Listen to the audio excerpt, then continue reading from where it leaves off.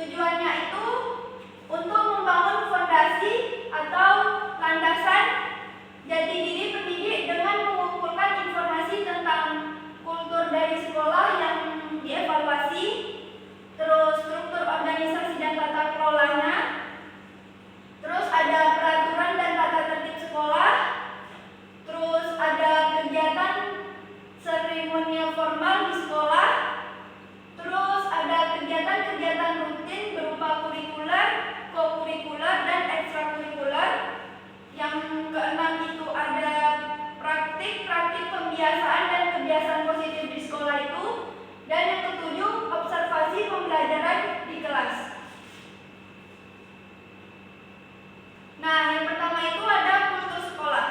SMA PGRI 1 Kasihan merupakan sekolah swasta yang berada di Yogyakarta. Seluruh lingkungan sekolah merupakan kawasan bebas asap rokok. Saat ini, kondisi sekolah terlihat asri, sejuk, bersih, dan nyaman.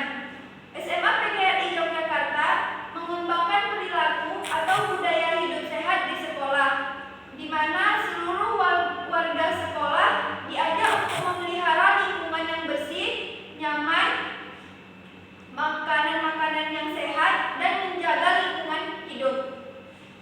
SMA PGRI 1 Kasihan juga mengembangkan sistem rewards dan punishment untuk peserta didik, di mana setiap peserta didik akan dinilai tidak hanya melalui prestasi akademik, tetapi juga perilaku mereka dalam menaati peraturan sekolah dan menjaga kesehatan dan kebersihan lingkungan di sekolahnya.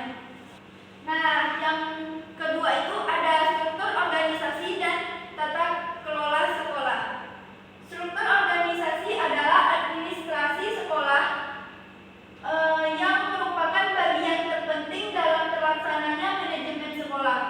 Manajemen sekolah adalah kegiatan yang dilakukan secara efektif dan efisien untuk meningkatkan kinerja sekalian dalam mencapai tujuan pendidikan. SMA PGRI 1 Kasihan mempunyai struktur organisasi yang terpasang di ruang kepala sekolah. Nah, selanjutnya yang ketiga itu ada mendeskripsikan peraturan dan tata tertib sekolah. Seluruh peraturan dan tata tertib di SMA PGRI 1 Kasihan sudah tercantum pada buku tata tertib peserta didik di SMA PGRI 1 Kasihan. Diharapkan dengan dibuatkannya buku itu, peserta didik dapat berperilaku baik dan tidak melakukan pelanggaran yang berakibat fatal. Terkadang masih ada beberapa peserta didik yang masih